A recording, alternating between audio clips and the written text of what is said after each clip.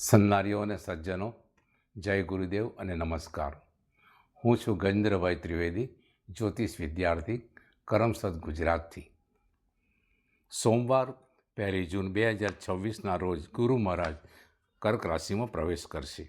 તે પછી 31 ઓક્ટોબર શનિવારે માર્ગી અવસ્થામાં સિંહ રાશિમાં પ્રવેશ કરશે અને ત્યારબાદ 12 ડિસેમ્બરના રોજ વક્રી થઈને ફરી એકવાર કર્ક રાશિમાં આવશે.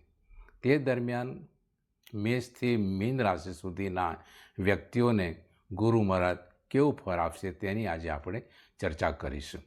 મેષ રાશિ, તમે જે કાર્ય હાથમાં લેશો તેમાં સફળતા પ્રાપ્ત થશે. આર્થિક લાભ થશે. બિઝનેસ હોય તો નુકસાન થશે. સ્થાન પરિવર્તન થાય. વિરોધીઓ તમને હેરાન કરશે.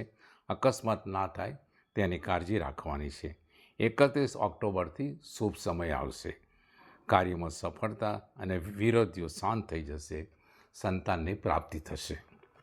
વૃષભ રાશિ, જૂન માસથી વિવાહ અને લગ્નના યોગ આવશે.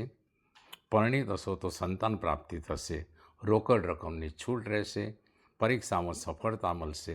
નવેમ્બરથી જાન્યુઆરીમાં માનસિક અશાંતિ રહેશે અને એક આર્થિક નુકસાન થશે. વિશ્વાસુ વ્યક્તિ તમારી સાથે દ્રોહ કરશે. જાન્યુઆરી 2027થી કુટુંબનો સહકાર મળશે. ઝઘડા અને દલીલબાજી સમાપ્ત થશે. પ્રગતિ અને પ્રતિષ્ઠા મળશે.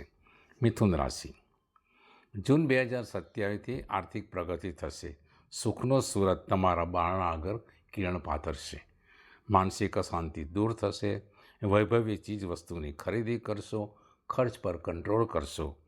મિત્રો તથા સંબંધી તમારા માટે પોઝિટિવ વલણ રાખશે. તમારા હાથે એક ધાર્મિક કાર્ય થશે. મહેનતને દોડધામ પછી તમે પ્રગતિના પંથે આગળ વધશો. કર્ક રાશિ, જૂનથી ઓક્ટોબર સુધીમાં તમારી નોકરીના બિઝનેસમાં પ્રગતિ થશે. કુટુંબમાં વાદ વિવાદ અને કલહ હશે જે તમારે કંટ્રોલ કરવાનો છે. સંતાનની પ્રગતિથી તમે સંતોષ પામશો. જેટલી મહેનત કરશો તેટલો તમને લાભ થશે. નવેમ્બર પછી કુટુંબ અને મિત્રો સાથે મનદુખ થવાનું છે. કોઈ પ્રિય વસ્તુ તમને મળશે. ખર્ચ કંટ્રોલ કરી શકશો અને તમને માન અને સન્માન મળશે. સિંહ રાશિ, આવક ઓછી અને ખર્ચ વધારે તેવા સંજોગોનું નિર્માણ થશે. નજીકની વ્યક્તિ તમારી સાથે વિશ્વાસઘાત કરશે. તમારા પર કોર્ટ મેટર થાય તેવું બની શકે છે. કુટુંબથી દૂર રહેવાનું થશે. તમારી ધાર્મિક ભાવના વધતી જશે. તબિયતની કાળજી રાખવાની છે અને તમે જો હકારાત્મક વલણ રાખશો તો તમારું મન શાંત રહેશે.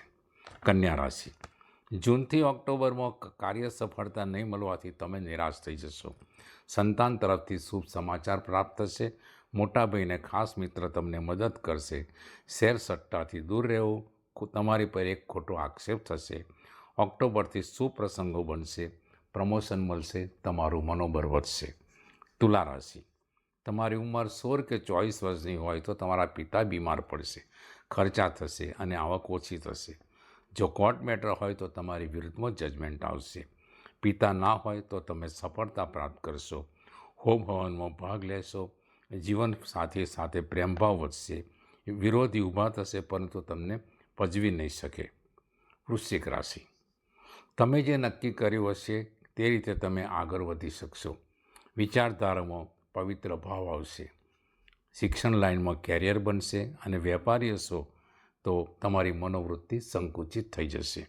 સંયુક્ત કુટુંબમાં પ્રગતિ નહીં થાય. તમારે ચારિત્ર શુદ્ધ રાખવાનું છે. તકલીફ પછી ભાગ્યોદય થશે.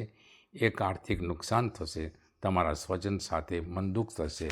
મિલકત માટેની લેવડ દેવડમાં કાળજી રાખવાની છે. ધન રાશિ, 31 ઓક્ટોબર સુધી સમય સાથ નહીં આપે. બિઝનેસમાં મુશ્કેલી આવશે. જમવાનો સમય નહીં સચવાય.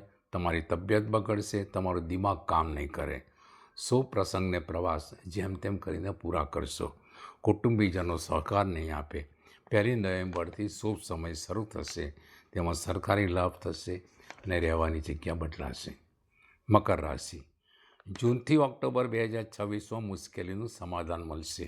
વિવાહ કે લગ્નની ઉજવણી થશે. પ્રવાસમાં શુભ ફળ પ્રાપ્ત થશે. ચોરી થવાની પૂરી શક્યતા છે, તે રીતે કાળજી રાખવાની છે. રોકડ રકમની અછત રહેશે. સંતાન સાથે મતભેદ થશે. તમને માનસિક અશાંતિ રહેશે. તમે ધાર્મિક કાર્ય માટે ખર્ચ કરશો. કુંભ રાશિ. જૂનથી ઓક્ટોબરમાં મમ્મી જેવી સ્ત્રીઓ સાથે મતભેદ થશે. અચાનક મુશ્કેલી આવશે. સામાજિક અને રાજકીય કાર્યમાં અપયશ મળશે. આંતરડાની તકલીફ થશે. તમારે આગથી દૂર રહેવાનું છે. પક્ષીઓ અને મૂંગા પ્રાણીને પાણીને ખોરાક આપવાથી તમારું શુભ થશે. મીન રાશિ. દરેક કાર્યમાં સફળતા મળશે. નોકરી બિઝનેસમાં આર્થિક પ્રગતિ થશે. પ્રમોશન મળશે. રોકડ રકમની છૂટ રહેશે. નવેમ્બર 26થી મે 2027 સુધી સંતાન તથા કુટુંબના સભ્યો માટે ચિંતા રહેશે. તમારી તબિયત પણ તે અરસામાં તમને સાથ નહીં આપે. મિલકત માટે દગો થવાની પૂરી શક્યતા છે. જો તમને ગુરુ ગ્રહની અશુભતા હોય અને તમારા પ્રગતિમાં અવરોધ આવતો હોય તો નીચે મુજબના ઉપાય કરવા. ઉપાય નંબર 1, રોજ એકવાર દત્ત બાવનીનો પાઠ કરવો અથવા સાંભળવો. બીજો, ચણાની દાળ 1 કિલો મહાદેવના મંદિરમાં શિવલિંગ પાસે અર્પણ કરવી પેકેટમાં ફક્ત 1 ગુરુવારે. ત્રીજું, મંત્ર જાપ કરવો. મંત્ર છે શ્વાસે શ્વાસે દત્ત નામ સ્મરાત્મનમ. ચોથું, ગિરનાર પર્વત ઉપર દત્તાત્રેય ભગવાન બિરાજમાન છે, ત્યાં દર્શન કરવા અથવા ગરુડેશ્વર કે નારેશ્વર ખાતે દત્ત ભગવાનના દર્શન કરવા. નમસ્કાર.